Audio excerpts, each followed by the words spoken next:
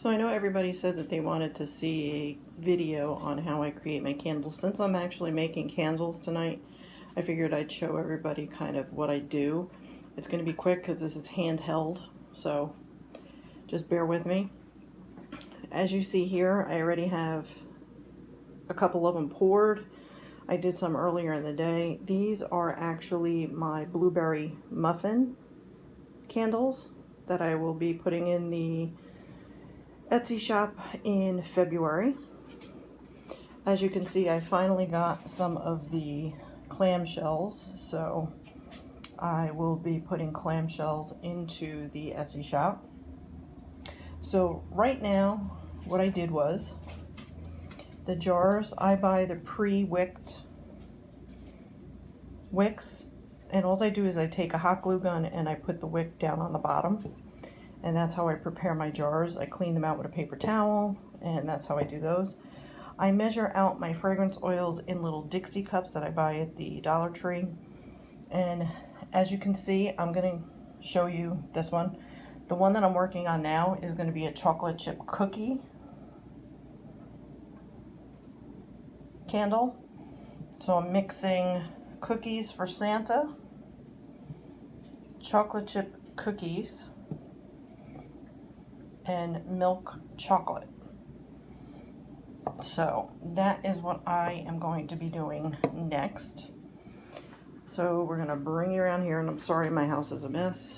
And I have a thermometer in my wax, as you can see, and I have my set at medium, and I have the flakes. So basically all I'm doing is I just keep mixing until it starts to melt. And I measure out my fragrances, or I should say my wax, based on size now. I've kind of gotten used to where I really don't even need to use the scale, because I kind of know already for how many 9-ounce jars and for how many clamshells I'm going to be using, so I don't have to really measure anymore. I kind of know by what's actually in the actual container, let's say it that way. I have my fragrance chips. This one's going to be brown, of course, and I will show you. So I'm using brown dye. These are from Candle Science. And all I'm doing is I'm waiting for that to melt, and then we'll be back and I'll show you adding the fragrance oil.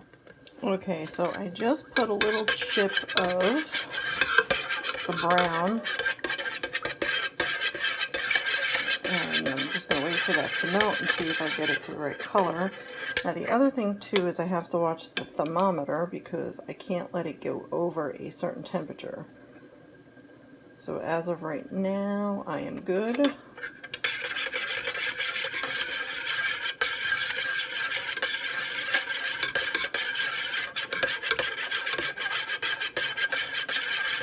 So I've turned down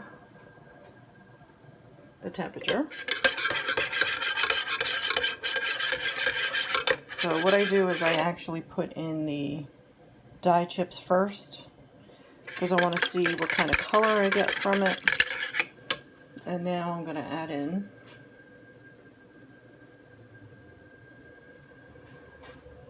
my fragrance oil.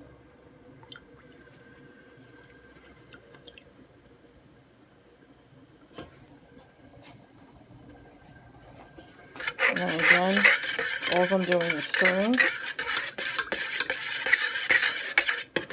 And now I'm looking at the clock, it's 8:20, so I need to keep stirring it for at least a good 2 minutes. And boy, does that smell chocolatey. Holy cow.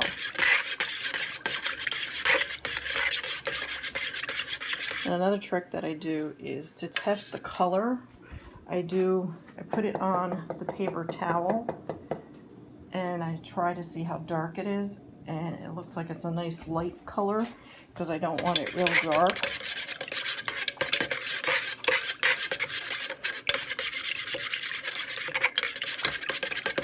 This is all it is, guys, and then all I do is pour it, so I'll come back when I'm ready to pour. Okay, so I couldn't show you me pouring it because I would have had a mess all over the place, but they're a nice, it kind of looks red, but it's a nice brown color, not too dark. And then what I do is for the whole floppy wick syndrome is I use these metal pieces and I put them on here, and you just adjust them as you need. And yes, there have been many times where I've actually dropped them inside, which is not fun, but I have done that. And these are pretty much set enough that I can take these away.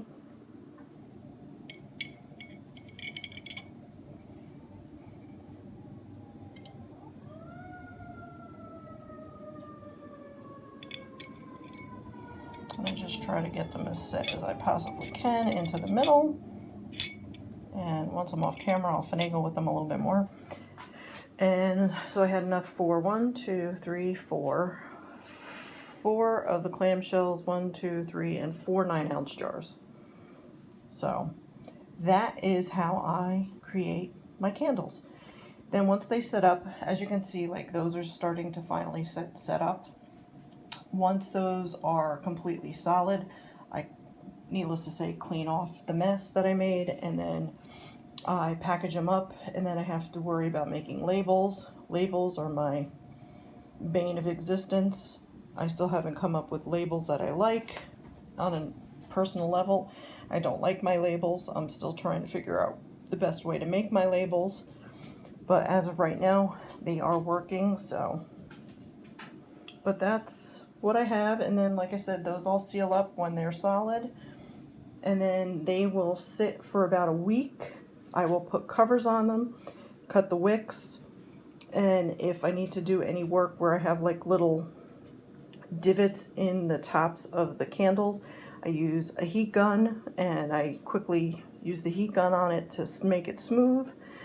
And if I put glitter or anything on them, that's the time that I put glitter. So that is my candle making process. Hope you enjoyed it, everybody. Take care.